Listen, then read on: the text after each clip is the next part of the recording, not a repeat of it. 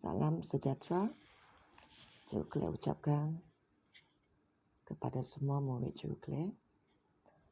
Untuk hari ini kita akan sentuh satu tajuk baru, iaitu pembiakan seks dan aseks. Okey.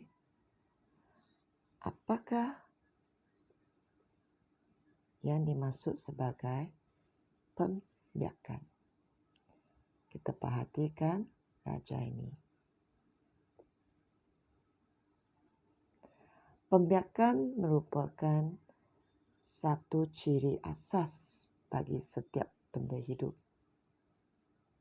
di mana pembiakan adalah proses penghasilan individu baru oleh organisma untuk memastikan spesies tersebut tidak pupus.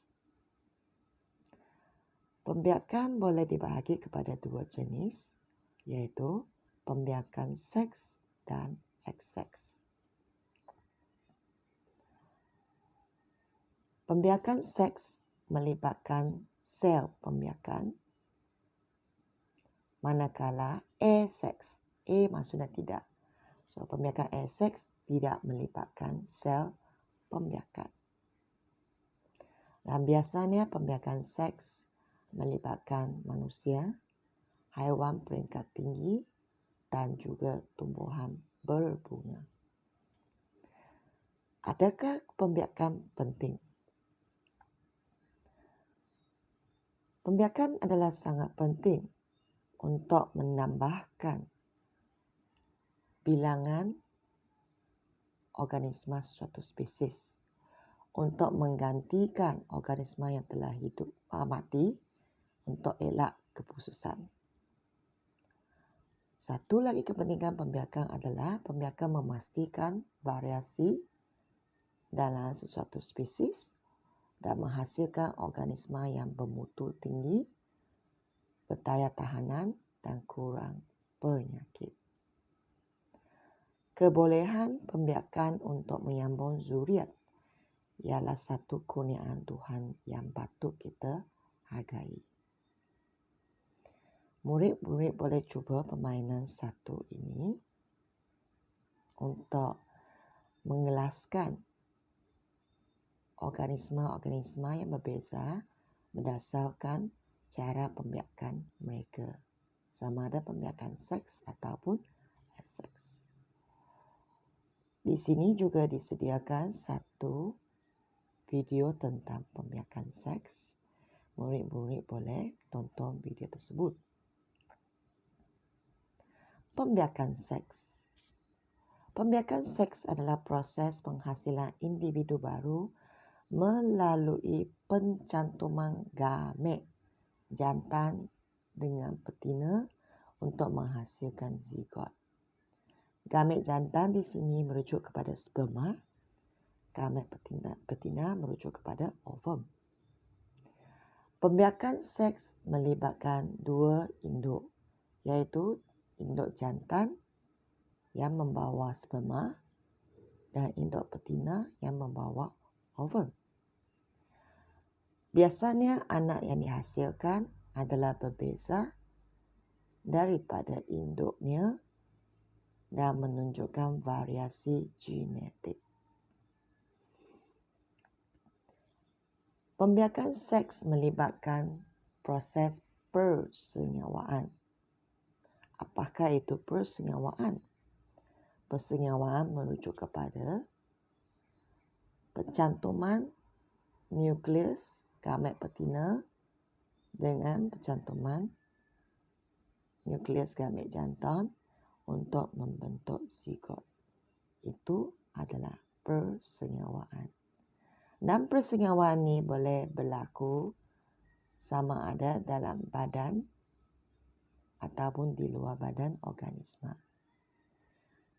Persenyawaan ini boleh dibahagikan kepada dua jenis, iaitu persenyawaan dalam dan persenyawaan luar, seperti yang ditunjukkan di dalam sini. Perhatikan serangga ini. Serangga ini melakukan persengawaan di dalam badan induk betina. Ini adalah persengawaan dalam. Manakala untuk ikan ataupun katak, persengawaan antara sperma dan ovum berlaku di luar badan induk betina, iaitu di dalam air. Selepas kita sentuh tentang pembiakan seks, kita perlu tengok apakah itu pembiakan aseks. Pembiakan aseks melibatkan menghasilkan individu yang baru oleh benda hidup tanpa melibatkan sel pembiakan. Bermaksud pembiakan seks tidak melibatkan sperma ataupun ovum. Pembiakan aseks hanya melibatkan satu induk sahaja dan persengawaan tidak berlaku dalam pembiakan aseks ini. Biasanya individu yang dihasilkan adalah seiras, maksudnya sama secara genetik dengan induknya. Tidak wujud variasi di sini. Pembiakan aseks ada beberapa jenis. Yang pertama, belahan kedua, pertunasan, pembentukan spora, penjanaan semula dan akhir sekali pembiakan vegetatif. Di sini juga ada satu video tentang pembiakan aseks. Anak-anak murid boleh tengok. Apakah itu belahan kedua? Kalau kita perhatikan gambar ini. Ini adalah satu sel induk amoeba. Sel induk amoeba ini akan mula membahagi dari nukleus, lepas itu sitoplasma sehingga membentuk dua sel anak. Itulah sebab dia ada dipanggil sebagai belahan kedua. Satu belah jadi dua. Pertunasan pula di mana hydra menghasilkan satu struktur yang dinamakan sebagai tunas. Dan tunas ini akan pecah menjadi induk yang baru nanti.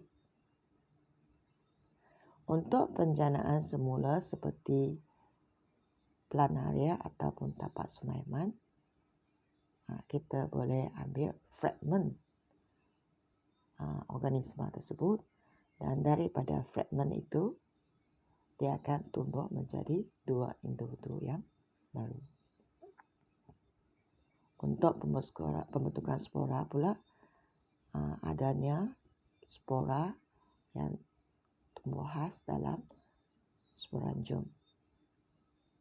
Dan spora ini apabila sporangium ini matang, dia akan pecah. Spora ini akan disebar mengikut angin, lepas tu membesar di tempat yang sesuai menjadi induk yang baru. Manakala pembiakan vegetatif pula menggunakan bahagian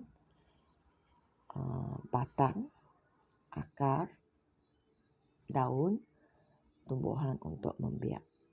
Untuk pembiakan vegetatif tidak melibatkan bunga. Murid boleh cuba permainan kedua untuk mengetahui lebih lanjut tentang pembiakan aseks. Dan juga satu permainan khas untuk mengelaskan tumbuhan berdasarkan cara pembiakan vegetatifnya.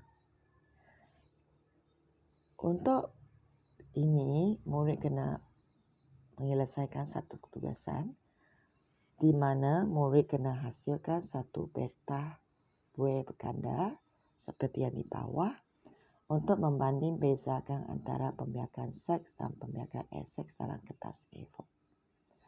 Dan di tajuk ini kita perlu tahu sikit tentang apakah itu culture tissue.